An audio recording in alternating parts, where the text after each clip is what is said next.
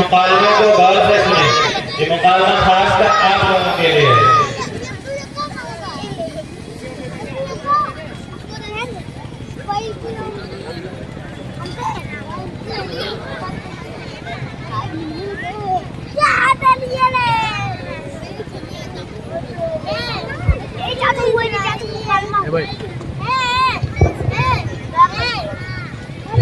मजमा जोड़ने वाले साथियों से गुजारिश है कि जो अहबाब खाना खा लें उनको लाकर आप पिंडार में उनको भेज दिया करें, क्योंकि लोग खाना खाकर मुंतशिर हो रहे हैं। इसलिए आप जो मजमा जोड़ने वाले हजरात उनसे मेरी मुअद्दबाना गुजारिश है कि उन लोगों को जो खाना खा ले प्यार से, मोहब्बत से, अखलाक के साथ उनको पिंडार में भेज दिया करें। नमाज का जो वक्त होने वाला है इस प्रोग्राम के बाद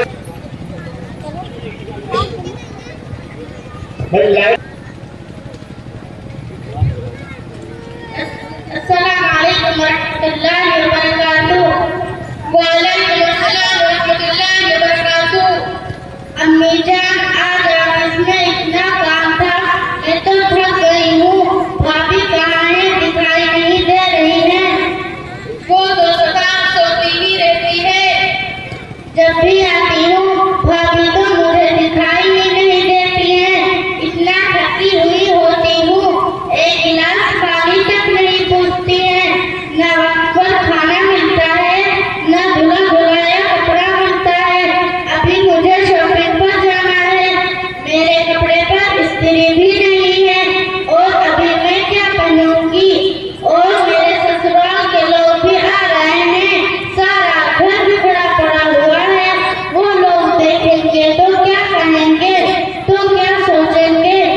अम्मी तुम बहू बना कर लाई हो या मालकिन बना कर लाई हो?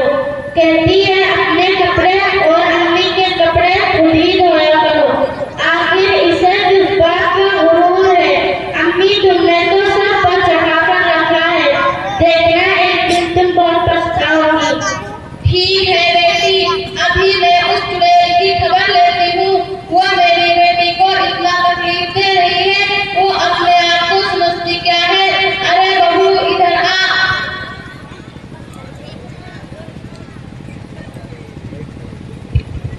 क्या बात है अम्मी? चल बड़े आई है अम्मी की बच्ची। मैंने तुम्हें बहू बनाकर लाया है या मालकिन? तुम सब पर हुकूमत करने के लिए आई हो, और कुलसुम का कपड़ा अभी तक क्यों नहीं तैयार की, और वक्त पर खाना क्यों नहीं देती? और आज मालूम है कुलसुम के ससुराल वाले आ रहे हैं, तैयारी क्यों नहीं की? अम्मी दिन भर में कमरे लगी रहेगी तो खाना कैसे पकाएगी? हाथ काले पड़ जाएंगे ना, बर्तन कैसे धोएगी? हाथ धुल जाएंगे ना। अम्मी एक हफ्ता पहले मैं एक दर्जन साबुन लाई थी, एक हफ्ता भी नहीं चला, सारा खत्म हो गया। हाय अल्लाह, मैं तो साबुन और क्रीम ला कर थक गई हूँ। कभी ये खत्म, कभी वो खत्म, कभी आपसे देखा होगा जब से घर पर आई है घर की सारी बरकतें चली गई। यह गलत बात है अम्मी, मैं तो वक्त पर खाना भी देती हूँ और कपड़े भी बराबर धो लेती हूँ। रात में देर तक काम की, कुलसुम के बिस्तर पे क्या हो गई? आप तो शिकायत कर रही हैं।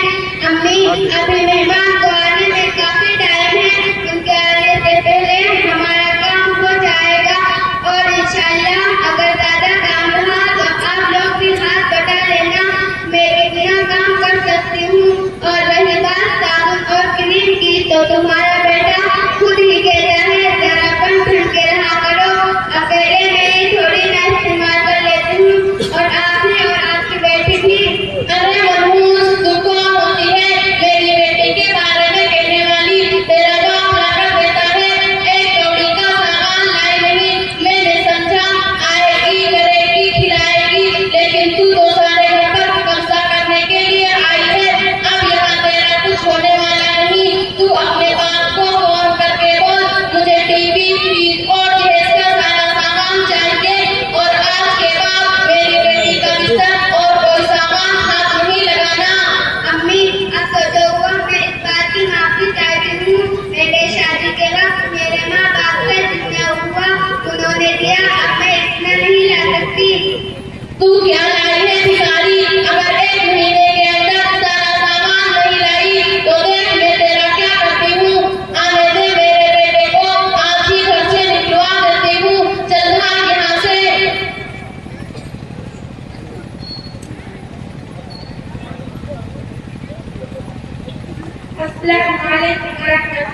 वबरकातुहू। कैसी हो बहन? वालेकुम अस्सलाम। अच्छी हूँ बहन। कुलसूम, तुम्हारे ससुराल वाले आए हैं, चाय नाश्ता लाओ।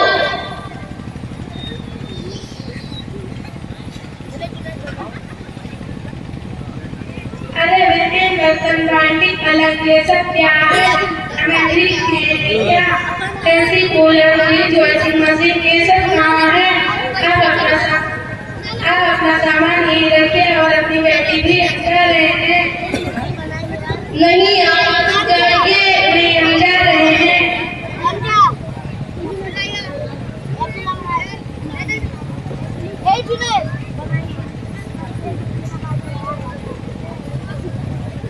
अस्सलाम वालेकुम। आप लोग क्या करके फसाद कर रही हैं? देखो आपा, कितनी वादा खिला कर गए हैं। शादी से पहले कह रही थी दहेज का सारा सामान दूंगी, अब मटोल कर रही है। देखो आपा, हमने ये सब दहेज के सारे रस्म वगैरह निकाल रखी है। शादी में लड़की ही मिल जाए ये बहुत है। आखिर आपकी भी बेटी है, कल उसके ससुराल वाले ऐसी मुतालिबा करेंगे तो फिर आप क्या सोचेंगे?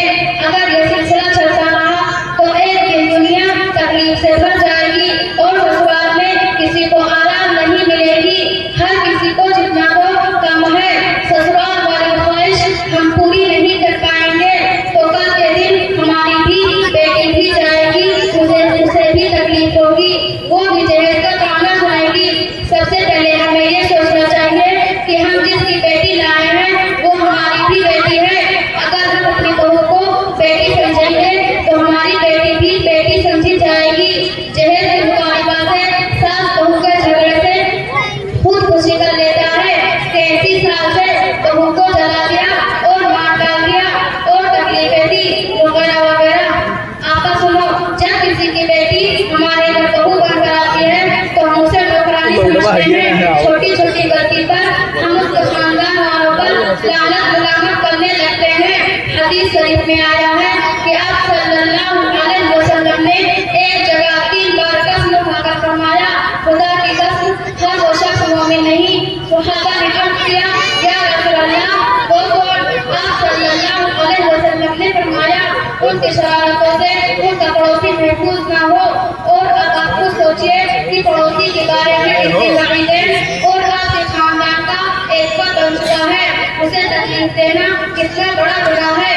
इसलिए मेरी माँ और बहनों से गुजारिश है कि अपने घर आने वाली बहू को बेटी समझे और उसके मोहब्बत के खजाने खोल दे। शुक्रिया बहन, आपने तो हमारी आंखें खोल दी। अब तक तो हम अंधेरों में थे। एक दूसरे पर तहमत लगाना, एक दूसरे को जलील करने का पेशा बन चुका था। आप मुझे माफ कर दो, आपसे जैसा मुतालिबा किया मैंने माफ किया, अल्लाह भी माफ करेगा। बेटी जना बहू को बुला। अभी इधर आइए।